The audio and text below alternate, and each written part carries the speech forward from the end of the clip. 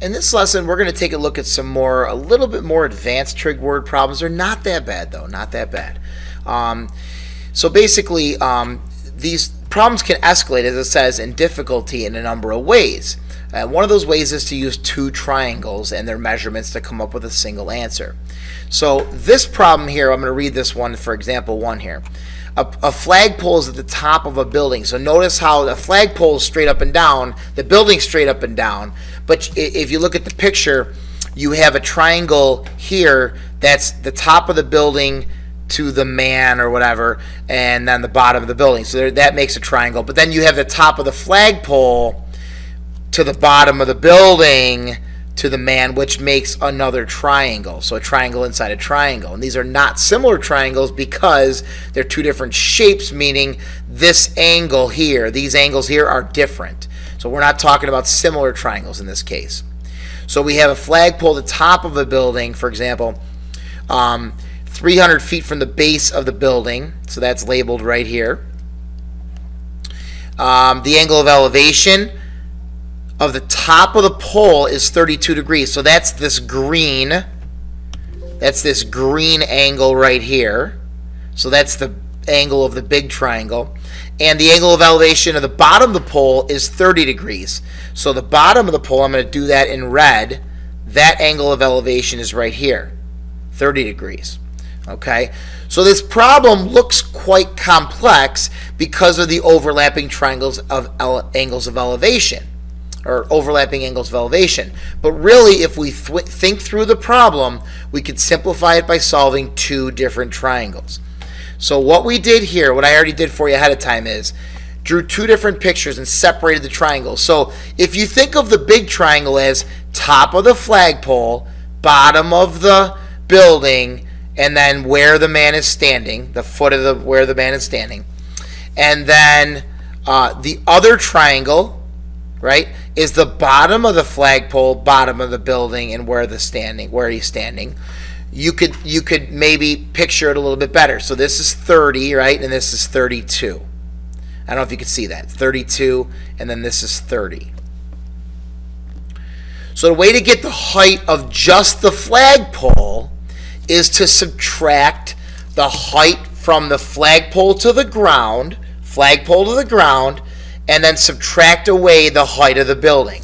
So if we call the whole thing, this whole height, x, so we're going to call this is an x here. I don't know if you can see that.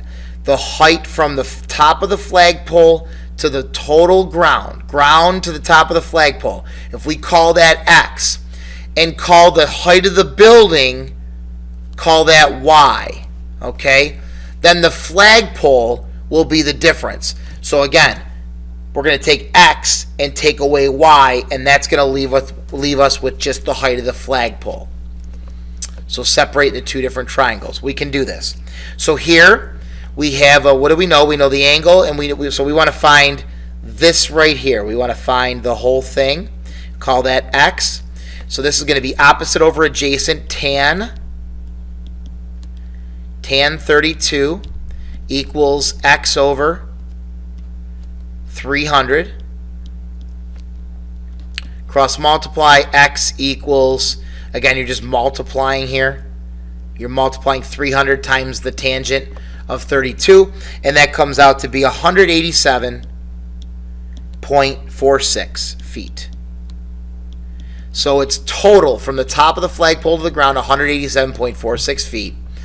Now, just to the top of the building, we'll call that y. Okay, it's going to be tan 30 equals opposite over adjacent, y over 300. Cross multiply. Y equals 300 times the tan of 30, and that comes out to be 173.21. If you don't have a calculator, actually, if you just turn your phone sideways, it goes into scientific mode, and then you can do the tangents. You should do that. All right, and x minus y, so 187.46 minus 173.21 and that gives us 14.25 feet. Okay, so we have 187, which is all the way up to the top of the flagpole, 173, which is just to the top of the building. Subtract those, that must give us the height of the flagpole itself. All right, and another example here. So now we have a boat 300 feet from the base of a cliff. So there's a cliff here. There's always a cliff. You don't see cliffs too often, do you? But, I guess if you're a hiker, maybe you see cliffs. Jack sees the base of the lighthouse at 18 degrees and the top of the lighthouse at 21. So it's almost the same as the one before. All right, so we have this. We could call this whole thing from the top of the lighthouse to the total ground or the water, bottom of where the cliff thing is. All right, we can call that Y this time and call this X, just to the top of the cliff. So we have two different triangles. All right, so I'm just going to draw these two triangles here. So we have let's call big triangle, small triangle.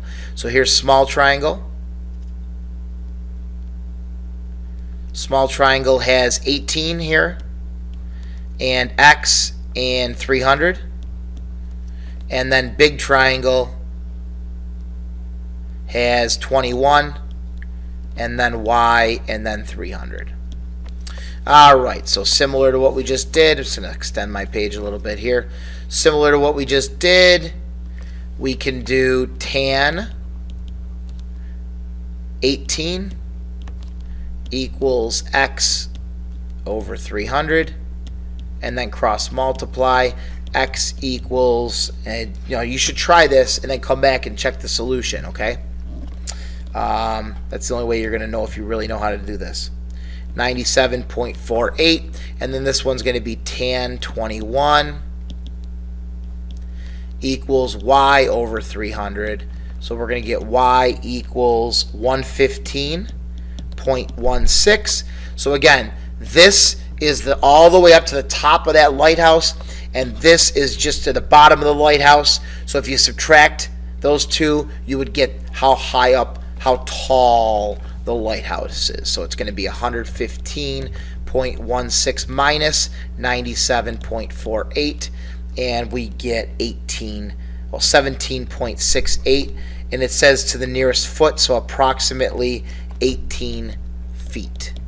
Approximately 18 feet to the nearest foot. All right, that's it.